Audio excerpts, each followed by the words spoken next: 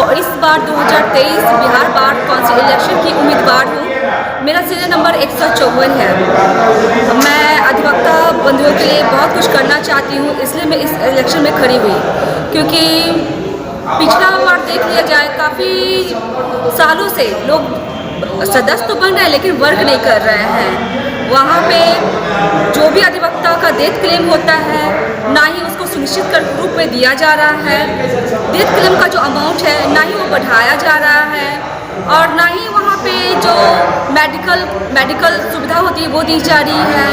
और भी बहुत सारे नए अधिवक्ता आते हैं, उनको नए कमर को शुरू में सहयोग प्रोत्साहन राशि जो मिलनी चाहिए वो नहीं दी जा रही है। मैं भी एक अधिवक्ता हूँ, नई हूँ।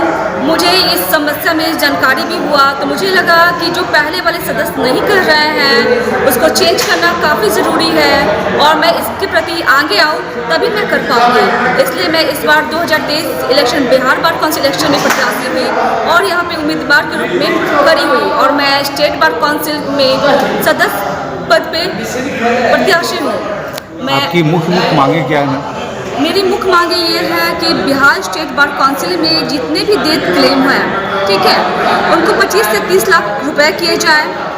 जो डेथ क्लेम पेंडिंग में है उनको 1 महीने में दिया जाए, क्योंकि जिन व्यक्तियों का डेथ हो जाता है उनको 6 साल 7 साल में दिया जा रहा है। उसके बाद भी उनसे बोला जाता है कि आप अपना डिग्री दिखाइए, जो कि गलत है। जो व्यक्ति BR नंबर लिए हुए हैं वो गलत कैसे हो सकते हैं, क्योंकि BR नंबर बार काउंसिल से दिया जाता है, सत्यापन के बाद दिया जाता है, और इसको पेंडिंग में फेंक दिया जाता है कुछ ऑब्जेक्शन लगाकर।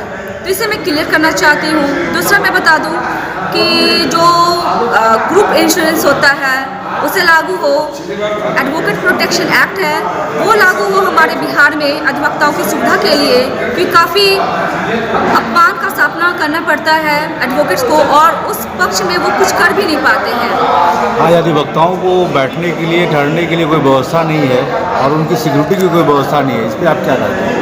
मेरा यही कहना है कि जो भी बार है बिहार के, उसमें अधिवक्ताओं का बैठने की सुविधा भी हो, और मकान हो, प्रॉपर बिजली हो, पीने का पानी हो, A to Z सुविधा होनी चाहिए। शौचालय की व्यवस्था हो। आप लोग जब देखते होंगे, जब भी कोर्ट जाते होंगे, कि शौचालय बहुत गंदा रहता है और काफ़ी मतलब इससे इन्फेक्टेड होती है महिलाएं, तो काफ़ी ये सब प्रॉब्लम है, और ये सब दूर करने की व्यू से ही मैं आई हूँ, इस इलेक्शन लड़ रही हूँ। और हमारे जो नए अधिवक्ता आते हैं, शुरू में हर किसी को प्रॉब्लम होता है क्योंकि वो प्रोफेशन को समझ नहीं पाते हैं, तो नए आने में प्रोत्साहन राशि जो 5,000 रुपया या 6,000 रुपये मिलने चाहिए 10 साल तक, वो भी मैं लागू करवाना चाहती हूँ। ये अधिवक्ताओं की सुरक्षा के बारे में क्या कहेंगे? अधिवक्ता की सुरक्षा के बारे में यही कहूँगी कि एडवोकेट प्रोटेक्शन एक्ट लागू करना बेहद ज़रूरी है। इससे अगर जब तक ये लागू नहीं होता तब तक अधिवक्ता का हक नहीं मिल पाता है। सबसे पहला काम तो मैं एडवोकेट प्रोटेक्शन एक्ट जो अभी लागू नहीं है उसके लिए संघर्ष करूंगी, क्योंकि वो एडवोकेट की सुरक्षा के लिए बेहद ज़रूरी है। दूसरा मैं बता दूं, जहाँ पे झोपड़ी है, जहाँ पे वॉशरूम नहीं है, अभी जान जाइए समस्तीपुर में लोग समस्तीपुर जब कोर्ट में जाइएगा, सिविल कोर्ट में, तो वहाँ वॉशरूम नहीं है महिलाओं के लिए, वो लोक अदालत में जाती हैं। क्योंकि मैं 106 कोर्ट अभी घूमी नहीं हूँ, लेकिन समस्तीपुर में जब गई तो वहाँ पे वॉशरूम की व्यवस्था नहीं है महिलाओं के लिए, वो लोक अदालत में जाती हैं। इस तरह के बहुत सारे और भी न्यायालय होंगे जहाँ पे वॉशरूम की व्यवस्था नहीं है। बिहारवासियों को क्या शुभकामनाएं संदेश देंगी?